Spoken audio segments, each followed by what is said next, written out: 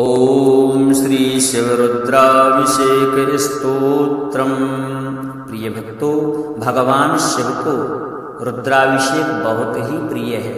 वैसे तो किसी भी दिन रुद्राभिषेक किया जा सकता है, लेकिन सोमवार, त्रयोदशी और शिवरात्रि के दिन रुद्राभिषेक स्तोत्र का पाठ कर महादेव के अभिषेक करने से मनवांछित फल की प्राप्ति होती है।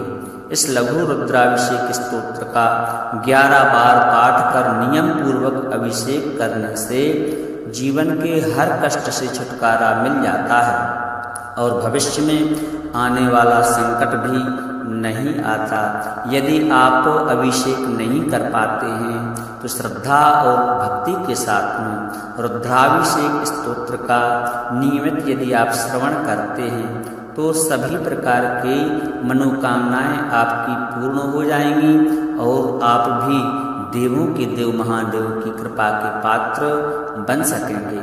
तो आइए श्रद्धा और भक्ति के साथ में, समर्पण भाव के साथ में रुद्राभिषेक स्तोत्र को श्रवण करते हैं। रुद्राभिषेक स्तोत्रम। ओम सर्वदेवेभ्यो नमः।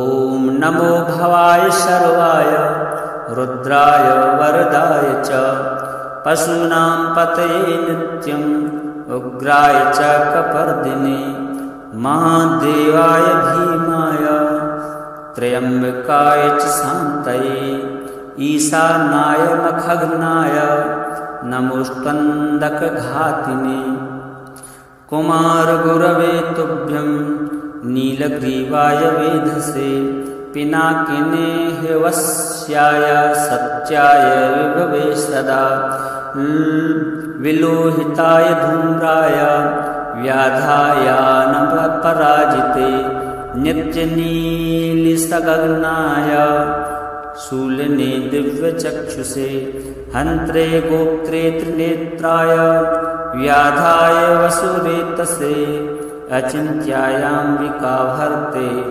सर्वदेवस्तुताय च वृषध्वजाय मुण्डाय जितने ब्रह्मचारिणे तप्यमानाय सिलले ब्रह्मण्यायाजिताय च विश्वात्मने विश्वस्रजे विश्वमावृत्य तिष्ठते नमो नमस्ते सेव्याय भूतानां प्रभवे सदा ब्रह्मवक्त्राय सर्वाय शंकराय शिवाय च नमोस्तु वाचस्पतये प्रजानां पतये नमः। नमो विश्वस्य पतये महतां पतये नमः। नमः सहस्रशीर्षे सहस्रभुजमृत्यवे सहस्रनेत्रपादाय नमो संख्येयकर्मणे नमो हिरण्यवर्णाय हिरण्यकवचाय च भक्तानुकंपिने नित्यं सिद्ध्यतां नो वरा प्रभो। एवं स्तुत्वा महादेवं वासुदेवसहार्जुनः प्रसादयामास भवं तदा ह्यस्त्रोपलब्धये श्रीशां सदाशिवार्पणमस्तु। ओम सर्वदेवेभ्यो नमः। ओम नमो भवाय सर्वाय रुद्राय वरदाय च पशूनां पतये नित्यं उग्राय च कपर्दिने महादेवाय भीमाय त्र्यंबकाय च शान्तये ईशानाय मखग्नाय नमोस्तन्दकघातिने कुमारगुरवे तुभ्यं नीलग्रीवाय वेधसे पिनाकिने हिवस्याय सत्याय विभवे सदा विलोहिताय धूम्राय व्याधायानपराजिते नित्यनीलिसगगनाय शूलिने दिव्यचक्षुषे हन्त्रे गोत्रे त्रिनेत्राय व्याधाय वसुरेतसे अचिन्त्यायाम्बिका भर्ते सर्वदेवस्तुताय च वृषध्वजाय मुण्डाय जितने ब्रह्मचारिणे तप्यमानाय सिलले ब्रह्मण्यायाजिताय च विश्वात्मनि विश्वस्रजे विश्वमावृत्य तिष्ठते नमो नमस्ते सेव्याय भूतानां प्रभवे सदा ब्रह्मवक्त्राय सर्वाय शंकराय शिवाय च नमोस्तु वाचस्पतये प्रजानां पतये नमः नमो विश्वस्य पतये महतां पतये नमः नमः सहस्रशीर्षे सहस्रभुजमृत्यवे सहस्रनेत्रपादाय नमो संख्येयकर्मणे नमो हिरण्यवर्णाय हिरण्यकवचाय च भक्तानुकंपिने नित्यं सिद्ध्यतां नो वरा प्रभो एवं स्तुत्वा महादेवं वासुदेवः सहार्जुनः प्रसादयामास भवं तदा यस्त्रोपलब्धये श्रीशां सदाशिवार्पणमस्तु। ॐ सर्वदेवेभ्यो नमः। ॐ नमो भवाय सर्वाय रुद्राय वरदाय च पशूनां पतये नित्यम् उग्राय च कपर्दिने महादेवाय भीमाय त्र्यम्बकाय च शान्तये ईशानाय मखग्नाय नमोऽस्त्वन्दकघातिने कुमारगुरवे तुभ्यं नीलग्रीवाय वेधसे पिनाकिने हिवस्याय सत्याय विभवे सदा विलोहिताय धूम्राय व्याधायानपराजिते नित्यनीलिसगगनाय शूलिने दिव्यचक्षुषे हन्त्रे गोप्त्रे त्रिनेत्राय व्याधाय वसुरेतसे अचिन्त्यायाम्बिकाभर्ते सर्वदेवस्तुताय च वृषध्वजाय मुण्डाय जितने ब्रह्मचारिणे तप्यमानाय सिलले ब्रह्मण्यायाजिताय च विश्वात्मनि विश्वस्रजे विश्वमावृत्य तिष्ठते नमो नमस्ते सेव्याय भूतानां प्रभवे सदा ब्रह्मवक्त्राय सर्वाय शंकराय शिवाय च नमोस्तु वाचस्पतये प्रजानां पतये नमः नमो विश्वस्य पतये महतां पतये नमः नमः सहस्रशीर्षे सहस्रभुजमृत्यवे सहस्रनेत्रपादाय नमो संख्येयकर्मणे नमो हिरण्यवर्णाय हिरण्यकवचाय च भक्तानुकंपिने नित्यं सिद्ध्यतां नो वरा प्रभो एवं स्तुत्वा महादेवं वासुदेवः सहार्जुनः प्रसादयामास भवं तदा यस्त्रोपलब्धये श्रीशां सदाशिवार्पणमस्तु। ॐ सर्वदेवेभ्यो नमः। ॐ नमो भवाय सर्वाय रुद्राय वरदाय च पशूनां पतये नित्यम् उग्राय च कपर्दिने महादेवाय भीमाय त्र्यम्बकाय च शान्तये ईशानाय मखग्नाय नमोऽस्त्वन्दकघातिने कुमारगुरवे तुभ्यं नीलग्रीवाय वेधसे पिनाकिने हिवस्याय सत्याय विभवे सदा विलोहिताय धूम्राय व्याधायानपराजिते नित्यनीलिसगगनाय शूलिने दिव्यचक्षुषे हन्त्रे गोप्त्रे त्रिनेत्राय व्याधाय वसुरेतसे अचिन्त्यायाम्बिकाभर्ते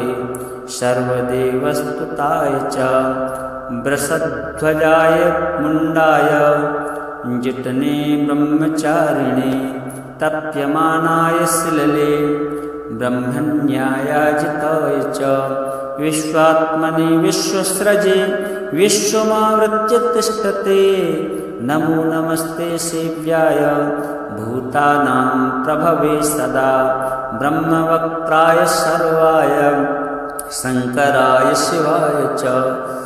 नमोऽस्तु वाचस्पतये प्रजानां पतये नमः।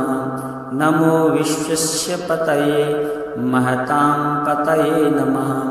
नमः सहस्रशीर्षे सहस्रभुजमृत्यवे सहस्रनेत्रपादाय नमो संख्येयकर्मणे।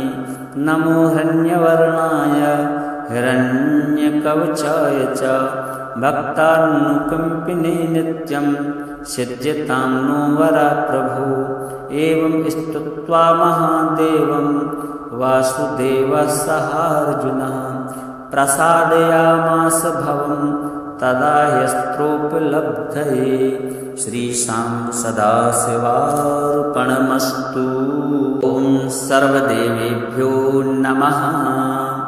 ॐ नमो भवाय सर्वाय रुद्राय वरदाय च पशूनां पतये नित्यं उग्राय च कपर्दिने महादेवाय भीमाय त्र्यम्बकाय च शान्तये ईशानाय मखग्नाय नमोऽस्त्वन्दकघातिने कुमारगुरवे तुभ्यं नीलग्रीवाय वेधसे पिनाकिने हिवस्याय सत्याय विभवे सदा विलोहिताय धूम्राय व्याधायानपराजिते नित्यनीलिसगगनाय शूलिने दिव्यचक्षुषे हन्त्रे गोप्त्रे त्रिनेत्राय व्याधाय वसुरेतसे अचिन्त्यायाम्बिकाभर्ते सर्वदेवस्तुताय च वृषध्वजाय मुण्डाय जितने ब्रह्मचारिणे तप्यमानाय शिलले ब्रह्मण्यायाजिताय च विश्वात्मनि विश्वस्रजे विश्वमावृत्य तिष्ठते। नमो नमस्ते सेव्याय भूतानां प्रभवे सदा ब्रह्मवक्त्राय सर्वाय शङ्कराय शिवाय च। नमोऽस्तु वाचस्पतये प्रजानां पतये नमः। नमो विश्वस्य पतये महतां पतये नमः। नमः सहस्रशीर्षे सहस्रभुजमृत्यवे सहस्रनेत्रपादाय नमो संख्येयकर्मणे। नमो हिरण्यवर्णाय हिरण्यकवचाय च भक्तानुकम्पिने नित्यं सिद्ध्यतां नो वरा प्रभो। एवं स्तुत्वा महादेवं वासुदेवसहार्जुनः प्रसादयामास भवं तदा यस्त्रोपलब्धये। श्रीशां सदाशिवार्पणमस्तु। ॐ सर्वदेवेभ्यो नमः। ॐ नमो भवाय सर्वाय रुद्राय वरदाय च पशूनां पतये नित्यं उग्राय च कपर्दिने महादेवाय भीमाय त्र्यम्बकाय च शान्तये ईशानाय मखग्नाय नमोऽस्त्वन्दकघातिने कुमारगुरवे तुभ्यं नीलग्रीवाय वेधसे पिनाकिने हिवस्याय सत्याय विभवे सदा विलोहिताय धूम्राय व्याधायानपराजिते नित्यनीलिसगगनाय शूलिने दिव्यचक्षुषे हन्त्रे गोप्त्रे त्रिनेत्राय व्याधाय वसुरेतसे अचिन्त्यायाम्बिकाभर्ते सर्वदेवस्तुताय च वृषध्वजाय मुण्डाय जितने ब्रह्मचारिणे तप्यमानाय शिलले ब्रह्मण्यायाजिताय च विश्वात्मनि विश्वस्रजे विश्वमावृत्य तिष्ठते। नमो नमस्ते सेव्याय भूतानां प्रभवे सदा ब्रह्मवक्त्राय सर्वाय शङ्कराय शिवाय च नमोऽस्तु वाचस्पतये प्रजानां पतये नमः नमो विश्वस्य पतये महतां पतये नमः नमः सहस्रशीर्षे सहस्रभुजमृत्यवे सहस्रनेत्रपादाय नमो संख्येयकर्मणे नमो हिरण्यवर्णाय हिरण्यकवचाय च भक्तानुकम्पिने नित्यं सिद्ध्यतां नो वरः प्रभो एवं स्तुत्वा महादेवं वासुदेवः सहार्जुनः प्रसादयामास भवं तदा यस्त्रोपलब्धये श्रीशां सदाशिवार्पणमस्तु। ॐ सर्वदेवेभ्यो नमः। ॐ नमो भवाय सर्वाय रुद्राय वरदाय च पशूनां पतये नित्यम् उग्राय च कपर्दिने महादेवाय भीमाय त्र्यम्बकाय च शान्तये ईशानाय मखग्नाय नमोऽस्त्वन्दकघातिने कुमारगुरवे तुभ्यं नीलग्रीवाय वेधसे पिनाकिने हिवस्याय सत्याय विभवे सदा विलोहिताय धूम्राय व्याधायानपराजिते नित्यनीलिसगगनाय शूलिने दिव्यचक्षुषे हन्त्रे गोप्त्रे त्रिनेत्राय व्याधाय वसुरेतसे अचिन्त्यायाम्बिकाभर्ते सर्वदेवस्तुताय च वृषध्वजाय मुण्डाय जितने ब्रह्मचारिणे तप्यमानाय शिलले ब्रह्मण्यायाजिताय च विश्वात्मने विश्वसृजे विश्वमावृत्य तिष्ठते नमो नमस्ते सेव्याय भूतानां प्रभवे सदा ब्रह्मवक्त्राय सर्वाय शङ्कराय शिवाय च नमोऽस्तु वाचस्पतये प्रजानां पतये नमः नमो विश्वस्य पतये महतां पतये नमः नमः सहस्रशीर्षे सहस्रभुजमृत्यवे सहस्रनेत्रपादाय नमो संख्येयकर्मणे नमो हिरण्यवर्णाय हिरण्यकवचाय च भक्तानुकम्पिने नित्यं सिद्ध्यतां नो वरः प्रभो एवं स्तुत्वा महादेवं वासुदेवः सहार्जुनः प्रसादयामास भवं तदा यस्त्रोपलब्धये श्रीशां सदाशिवार्पणमस्तु। ॐ सर्वदेवेभ्यो नमः। ॐ नमो भवाय सर्वाय रुद्राय वरदाय च पशूनां पतये नित्यम् उग्राय च कपर्दिने महादेवाय भीमाय त्र्यम्बकाय च शान्तये ईशानाय मखग्नाय नमोऽस्त्वन्दकघातिने कुमारगुरवे तुभ्यं नीलग्रीवाय वेधसे पिनाकिने हिवस्याय सत्याय विभवे सदा विलोहिताय धूम्राय व्याधायानपराजिते नित्यनीलिसगगनाय शूलिने दिव्यचक्षुषे हन्त्रे गोप्त्रे त्रिनेत्राय व्याधाय वसुरेतसे अचिन्त्यायाम्बिकाभर्ते सर्वदेवस्तुताय च वृषध्वजाय मुण्डाय जितने ब्रह्मचारिणे तप्यमानाय शिलले ब्रह्मण्यायाजिताय च विश्वात्मने विश्वसृजे विश्वमावृत्य तिष्ठते नमो नमस्ते सेव्याय भूतानां प्रभवे सदा ब्रह्मवक्त्राय सर्वाय शङ्कराय शिवाय च नमोऽस्तु वाचस्पतये प्रजानां पतये नमः। नमो विश्वस्य पतये महतां पतये नमः। नमः सहस्रशीर्षे सहस्रभुजमृत्यवे सहस्रनेत्रपादाय नमो संख्येयकर्मणे नमो हिरण्यवर्णाय हिरण्यकवचाय च भक्तानुकम्पिने नित्यं सिद्ध्यतां नो वरः प्रभो।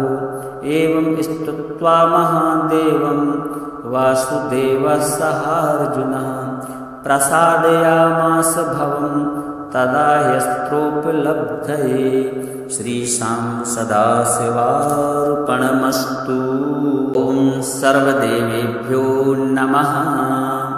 ॐ नमो भवाय सर्वाय रुद्राय वरदाय च पशूनां पतये नित्यं उग्राय च कपर्दिने महादेवाय भीमाय त्र्यम्बकाय च शान्तये ईशानाय मखग्नाय नमोऽस्त्वन्दकघातिने कुमारगुरवे तुभ्यं नीलग्रीवाय वेधसे पिनाकिने ह्यवस्याय सत्याय विभवे सदा विलोहिताय धूम्राय व्याधायानपराजिते नित्यनीलिसगगनाय शूलिने दिव्यचक्षुषे हन्त्रे गोप्त्रे त्रिनेत्राय व्याधाय वसुरेतसे अचिन्त्यायाम्बिकाभर्ते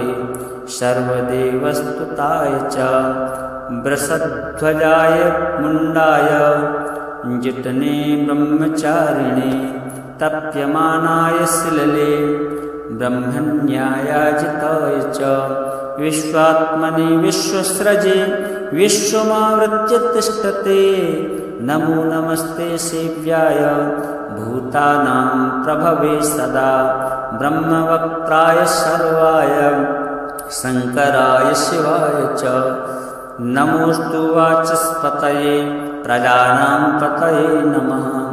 नमो विश्वस्य पतये महतां पतये नमः।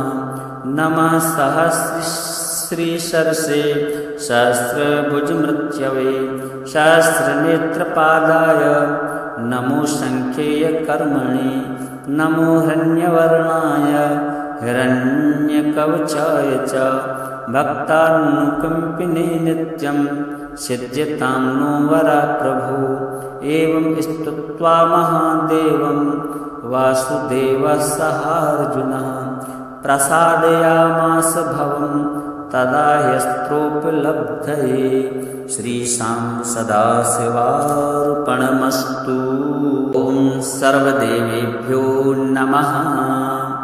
ॐ नमो भवाय सर्वाय रुद्राय वरदाय च पशूनां पतये नित्यं उग्राय च कपर्दिने महादेवाय भीमाय त्र्यम्बकाय च शान्तये ईशानाय मखग्नाय नमोऽस्त्वन्दकघातिने कुमारगुरवे तुभ्यं नीलग्रीवाय वेधसे पिनाकिने ह्यवस्याय सत्याय विभवे सदा विलोहिताय धूम्राय व्याधायानपराजिते नित्यनीलिसगगनाय शूलिने दिव्यचक्षुषे हन्त्रे गोप्त्रे त्रिनेत्राय व्याधाय वसुरेतसे अचिन्त्यायाम्बिकाभर्ते सर्वदेवस्तुताय च वृषध्वजाय मुण्डाय जितने ब्रह्मचारिणे तप्यमानाय शिलले ब्रह्मण्यायाजिताय च विश्वात्मने विश्वस्रजे विश्वमावृत्य तिष्ठते नमो नमस्ते सेव्याय भूतानां प्रभवे सदा ब्रह्मवक्त्राय सर्वाय शङ्कराय शिवाय च नमोऽस्तु वाचस्पतये प्रजानां पतये नमः। नमो विश्वस्य पतये महतां पतये नमः। नमः सहस्रशीर्षे सहस्रभुजमृत्यवे सहस्रनेत्रपादाय नमो संख्येयकर्मणे। नमो हिरण्यवर्णाय हिरण्यकवचाय च भक्तानुकम्पिने नित्यं सिद्ध्यतां नो वरप्रभो।